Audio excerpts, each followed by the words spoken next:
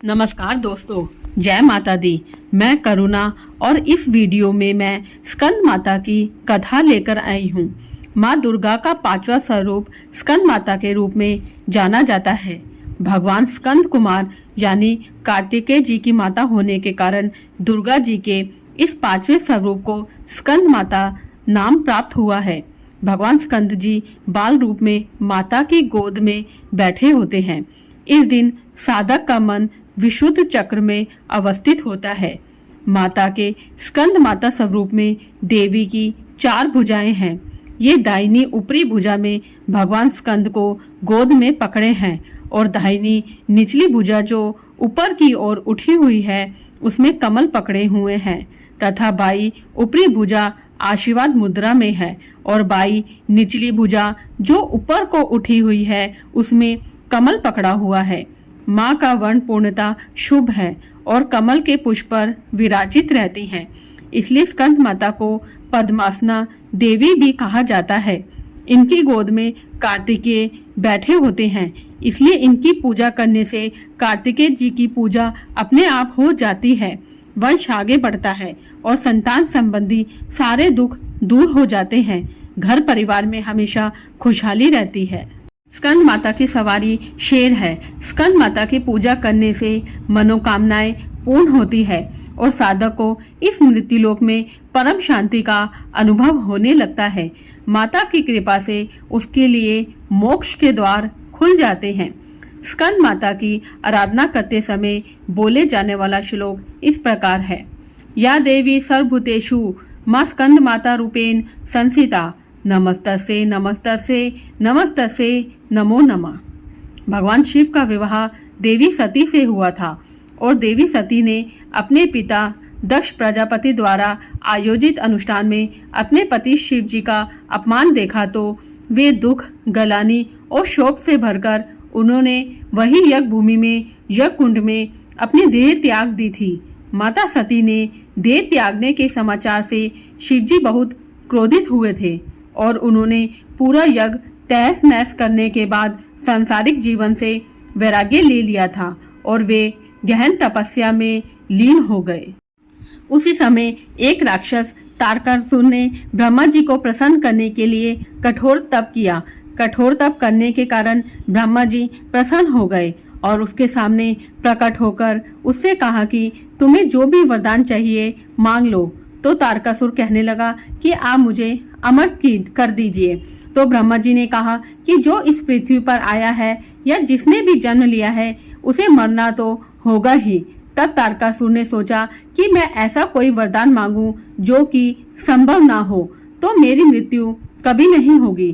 तारकासुर का मानना था कि भगवान शिव सती के वियोग में अपना विवाह नहीं करेंगे तो उनकी कोई संतान नहीं होगी। तो उसने कहा कि मुझे ऐसा वर दीजिए कि शिवजी की संतान मेरा वध करे। तारकासुर की बात सुनकर निराश होकर ब्रह्मा जी तथास्तु कहकर अंतर्ध्यान हो गए। अब तारकासुर ने मदमस्त होकर लोगों पर अत्याचार करना आरंभ कर दिया। उसने स्वर्ग पर अपना राज स्थापित करने के लिए स्वर्ग पर भी आक्रमण कर दिया। जब सभी देवतागण तारकासुर के अत्याचारों से परेशान हो गए तो उन्होंने सोचा कि किस तरह शिवजी को पुनर्विवाह के लिए मनाया जाए। उधर सती ने राजा हिमालय की पुत्री के रूप में जन्म लिया था तो नारद जी सभी देवताओं के कहने से शैलपुत्री के पास पहुँचे और उन्होंने उनके पूर्व जन्म के बारे में बताया।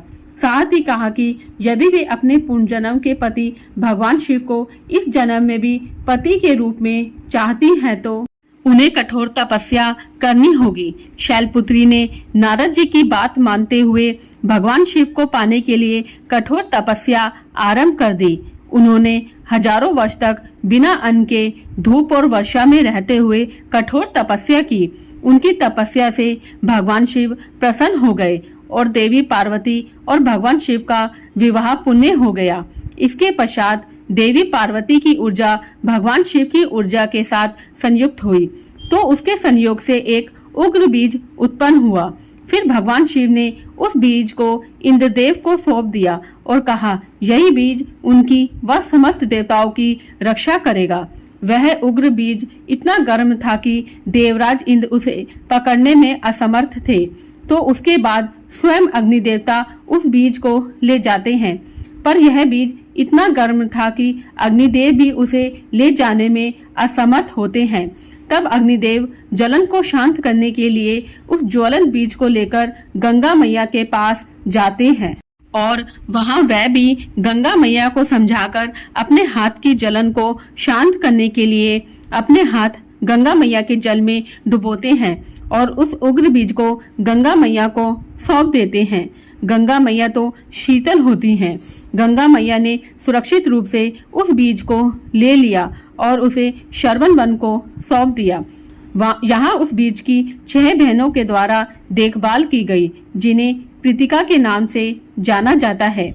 समय के साथ वह बीज बच्चे में बदल गया, क्योंकि वह बीज भगवान शिव और माँ पार्वती की ऊर्जा से तैयार हुआ था। इसलिए वह बच्चा भगवान शिव और माता पार्वती की संतान के रूप में जाना जाने लगा और कृतिका ने उनकी देखभाल की थी, तो उस बच्चे का नाम कार्तिकेय हुआ। यही भगवान कार्तिकेय कार्तिक मास के स्वामी हैं और इस मास की पूर्णिमा कार्तिक नक्षत्र में होती है। बड़े होकर वीर योद्धा कार्तिकेय ने तारकासुर के साथ युद्ध किया और उस युद्ध में तारकासुर को पराजित कर उसका वध कर दिया और पृथ्वी को और सभी देवताओं को तारकासुर के अत्याचार से मुक्त किया। जिन लोगों की जन्म कुंडली में बृहस्पति ग्रह कमजोर होता है, वे यदि इस दिन स्कंद माता की पूजा करते हैं तो बृहस्पति की अशुभता दूर होती है। वही बृहस्पति ग्रह मजबूत होता है। बृहस्पति ग्रह शिक्षा, उच्च पद और मान सम्मान का कारक है। तो दोस्तों, आपको ये कथा अच्छी लगी हो तो इसे लाइक कीजिए, शेयर कीजिए। अभी तक यदि आपने मेरे चैनल को सब्सक्राइब नहीं किया है तो चैनल को सब्सक्राइब कीजिए, बेल आइकन पर क्लिक कीजिए ताकि मेरे नए वीडियो के नोटिफिकेशन तुरंत प्राप्त हो। हिंदू धर्म, संस्कृति, रीति रिवाज, त्योहार, व्रत विधि जानने के लिए मेरे साथ जुड़े रहिए। जय माँ दुर्गा, जय माँ काली। जगत जननी की कृपा आप सभी पर बरसती रहे।